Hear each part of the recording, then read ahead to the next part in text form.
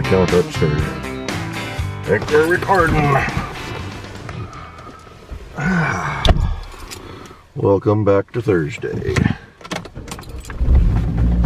Radio off. A little chilly out. Well, the car says it's 46 out there. A little bit of precipitation, as you can kind of see there. That's probably why it's feeling cooler than it is. My back is sure screaming at me today. Do some stretchings here again and try to get it to pop for the first time today, but it's saying no. Hopefully that doesn't translate into a headache later today. Alright, crank the heat all the way up until the car was warming up. How y'all doing? Oh, doing okay here. 21st of January. Day after the inauguration of our new president. Here's to cooler heads prevailing.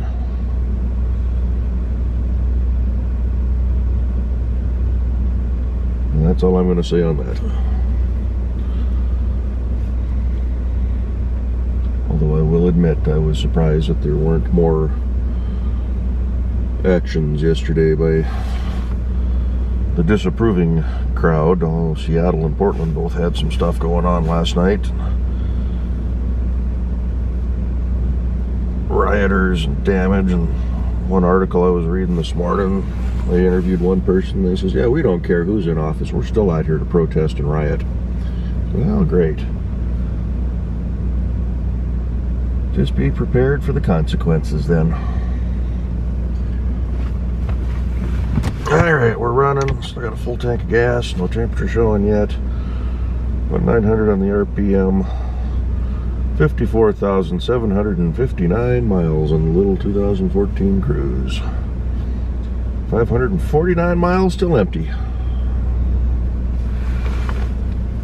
So, I think we'll start this off with a, I guess we can call this a little public service announcement. So I missed the first 2 days of work this week. Car coming, scoot across the road here.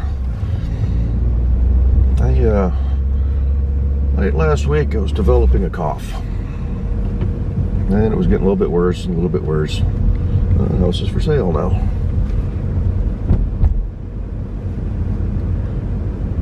But, you know, I had a cough last year, and it seems to be this year, this time of year, when it's cool and wet and damp, I develop a bit of a cough. It'll go on through March and into April. But just it wasn't getting any better. It was getting a little worse and worse. Saturday was kind of rough. Sunday I didn't go out and even do anything. I didn't go to the grocery store. What's this guy doing?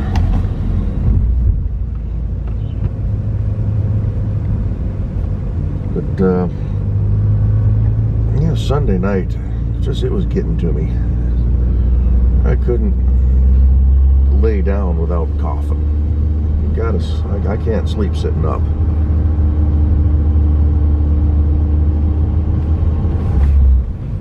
So I got up Monday and just hacking, sneezing, congested. You know, I'm just going to take the day off. With all the garbage going on with the virus and everything, just take the day. Don't need somebody raising holy hell, because we've got a few people at work that, oh, he's coughing, he's got the virus, he needs to go home, get him out of here, I don't want to be around him. If he doesn't leave, then I get to leave, and I get full pay for the whole 2 weeks because he's sick. And, well, it's just a cough. It's the middle of winter. It happens.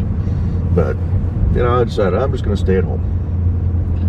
And it kept getting worse and worse. And I never called the doctor. But Monday night, I could not get to sleep. Actually took some Alka-Seltzer cold and flu and some decongestant.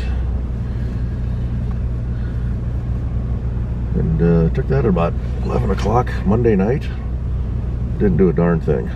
We're just gonna sit there and let the whole world go by.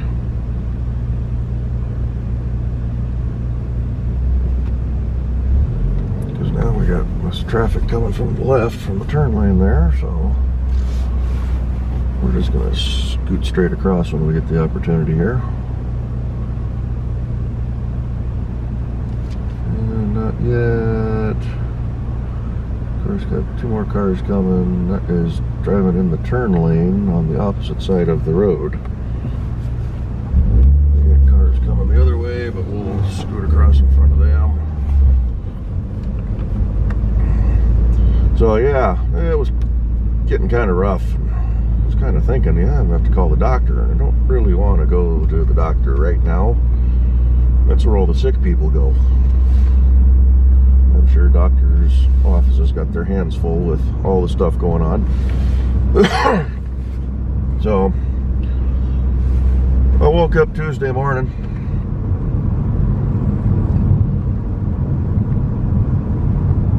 And it was 1 in the afternoon. Once I finally got to sleep, that cold medication took several hours to kick in, but when it kicked in, holy cow, it wiped me out. And I thought, crap, it's 1. I gotta be going to work here in an hour and a half. Drug myself out of bed, and I stumbled through the house to the kitchen. I mean, I was leaning on all the furniture, leaning on walls. It was like I was really plastered or something. I could not get moving. And I'm scrambling up a couple of eggs for breakfast, and I'm dozing off at the stove. And I don't do that. I mean, you know, it kind of freaked me out. Take my eggs, went back to the computer, and sat down to eat my breakfast, and I fell asleep in my chair. So, okay, I'm not going to work. There's no way I'm going to be driving in this condition. So I went back to bed after eating breakfast and calling into work. Let them know I'm not going to be in for another day. Slept hard till about 4:30. Got up, felt pretty good then. Saw a beautiful sunset. Tuesday's sunset was really nice. But, you know, made it through Tuesday. Went into work yesterday, Wednesday. Was talking with my quality inspector manager. You know, hey, you've been out for a couple days. Everything all right? Yeah, I just wasn't feeling too good. And, you know, and the medication was really affecting me. And he says, well, one of my guys yesterday was his first day back too. He was out for a few days. He went to the doctor. He had a sinus infection. That was the other thing. Tuesday, that's why I took the cold medication. Whenever I'd move my head, I could feel all that schmutz in my sinuses squirting around in there. We got a lot of traffic today. Of course, there was nothing right when I pulled up. But it says, yeah, he had a sinus infection, and the doctor told him they're seeing a huge increase in sinus infections this year because of all the mask usage. I probably could have gone on that one, but the car's still cold. We got a nice big opening here. So yeah, so kind of my service announcement here, you know, we all have to wear these things, going out in public.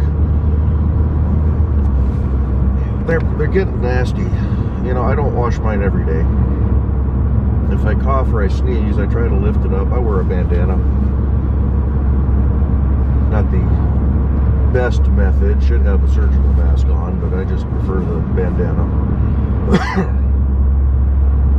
You can still hear I got the cough. But, yeah, I should probably wash this thing a little bit more. So I threw it in the wash last night. Oh, I'll be slowing down so hard. Somebody else turning up here? Is that that black Suburban that was in front of us?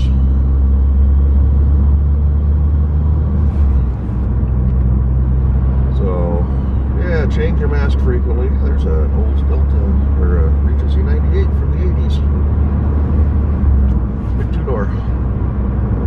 change your mask frequently. I need to get a couple extras, so I can swap them out throughout the day. I'll be honest, this is the only bandana that I've got. And this guy in front of the blue Kia is really being a little overly cautious.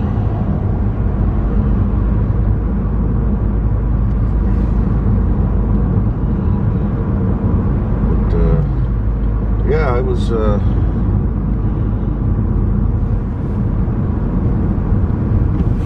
getting pretty close to a sinus infection of my own. Not saying that I don't have a little bit of one right now, but because I still got the cough. Wow, he was being overly cautious going down the hill, but he's going to drive right in front of cars coming down the street here, not yielding.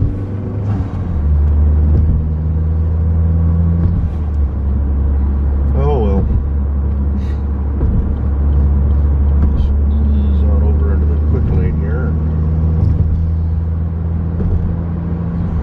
Up to the speed limit.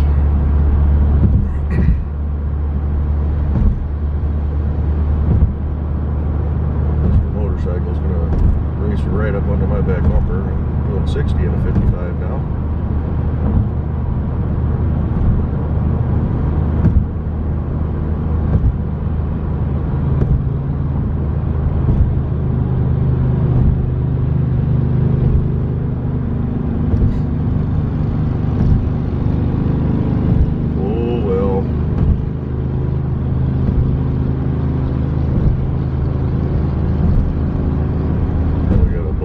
Pickup creeping up on my back bumper.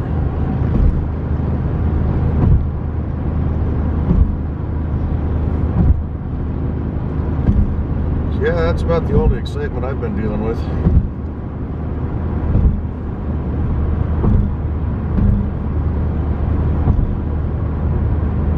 No official word yet on the work situation where I will ultimately end up.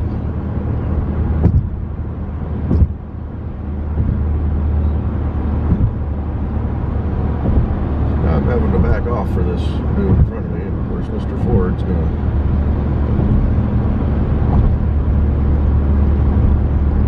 hit the brakes and get back behind me. This is a maroon colored truck, not a burgundy colored. Mr. Blue Honda's gonna be overly cautious again.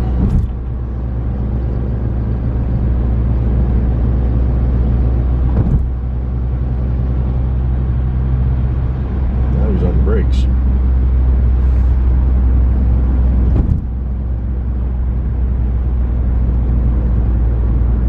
Oh, now we want to get over.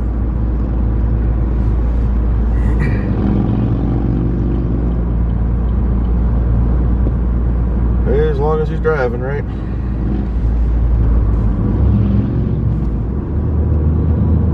We're into fourth. Squirt the throttle. Wiggle around the corner. Catch up with traffic. 55, 53, fifth gear. Going to grab sixth while we're at it. Heater's pumping up, so we can turn that down a little bit.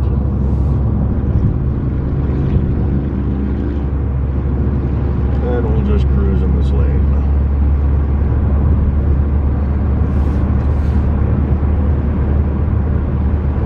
Yeah, I almost forgot to grab you guys this morning. Getting ready for work, had about 5 minutes before I was leaving. I've been watching a video series put together by a geologist over at Central Washington University, Nick Zentner. Talks about a lot of Pacific Northwest geology. He's been doing stuff ever since the pandemic kicked off. He did a whole series, started about this time last year, or maybe in a month or so this time last year. He did, I forget how many, several months worth of every day? 5 times a week or something like that. He would just do a discussion on a specific topic, and they were getting to be 2-hour feeds.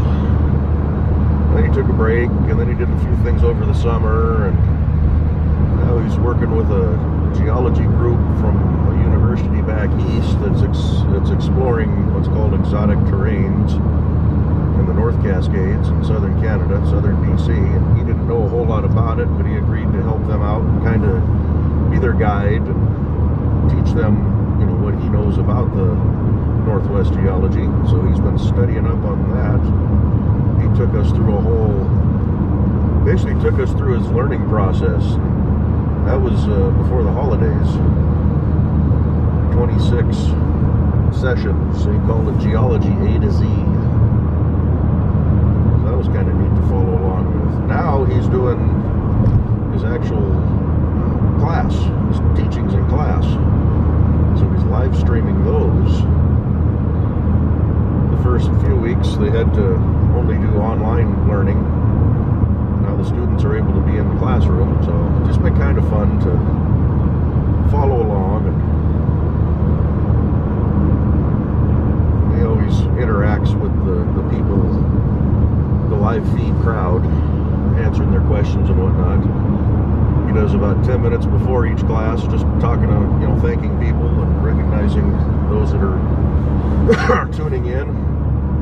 Then he focuses on his class, and then afterwards he'll do a little Q&A session. So just kind of fun to watch along. I don't get up early enough to watch the live. I watch the replay, but right now it's Monday through Friday except for Wednesdays.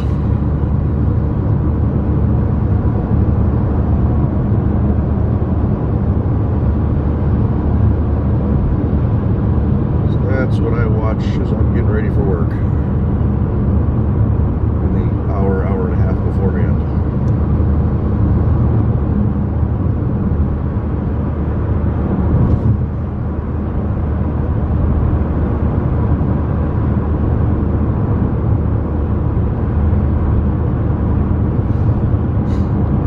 That is people drifting in their lane today.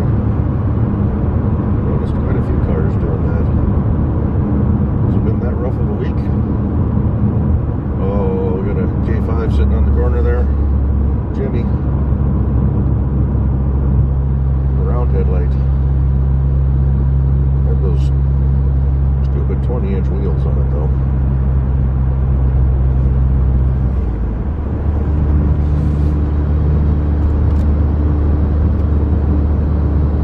Other than that, it was a decent looking truck.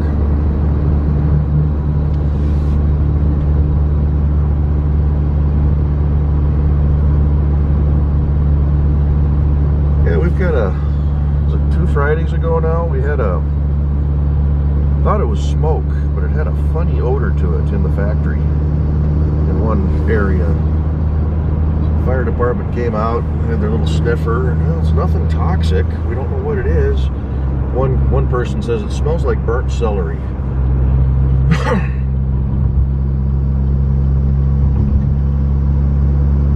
But it leaves a scooted in front of me there, but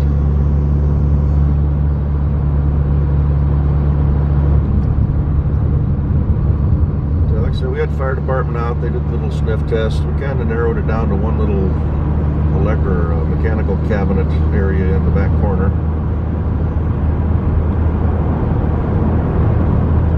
And then it went away.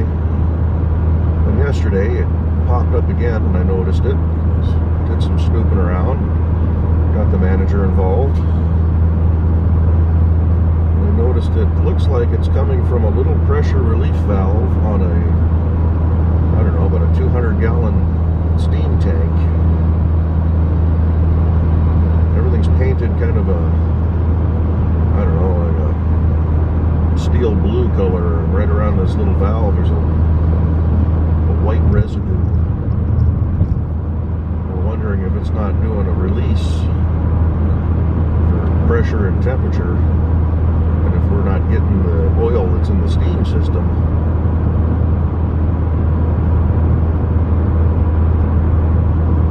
But yesterday I was sitting talking to a couple of folks that are right near that, and got done BSing, for lack of a better term, and walked out of their little crib, and well, that haze was back. Because the first time it happened yesterday, I had one of the guys open the factory doors just so we could kind of blow it through and dissipate, so if it happened again, we could easily notice it. But I was sitting there just, I don't know, 40 feet from that little vent, never heard it open up. So, put a service request in for facilities to come out and take a look at it. We'll see if they've accepted it or if they're going to reject it. One issue we're having right now is they're not wanting to do any maintenance in my building because the program is shutting down. But we're going to be in that building at least into November. So no, you don't get to just overlook any maintenance issues because we're going away. We've still got almost a year's worth of time in that day. And I don't want that little valve to be exploding or something. It's not a highly populated area, but there are people that do go in there. It's a storage area for, actually, for incoming seats and some galleys and whatnot.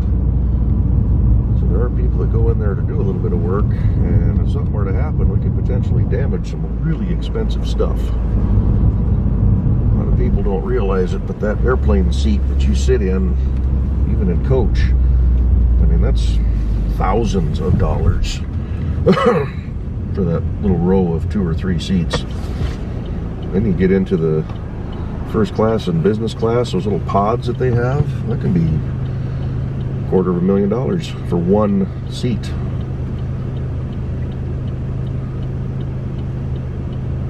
Not to mention the anger of the customer, because now they're not going to get their plane in time because we have to rework a bunch of seats or galleys or whatnot. So airplane parts are expensive.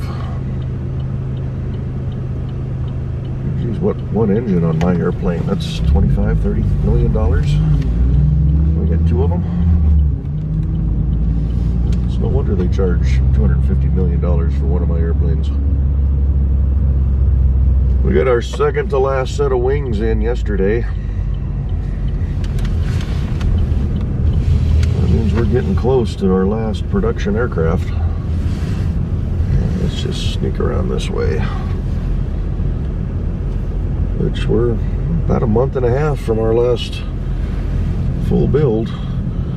We do have a 787-9 business jet that just rolled into the factory. That's, I don't know if that's in the join or if that's into the pre-join area right now, but I'll have to watch that one. We don't do many of them, but those build really fast because we don't put seats in them. We do the sidewalls, we do the carpeting, we do the stow bins, we do fore and aft galley, we do a couple of bulkheads, but that's it. We don't outfit it all the way. That's up to the customer then. So, but enough yammering. I've got 13 minutes to get to my desk and start my shift. So thanks for tagging along. I think that's the same car we parked in front of last time. So we'll catch you all in the next one. Talk to you later. Bye-bye.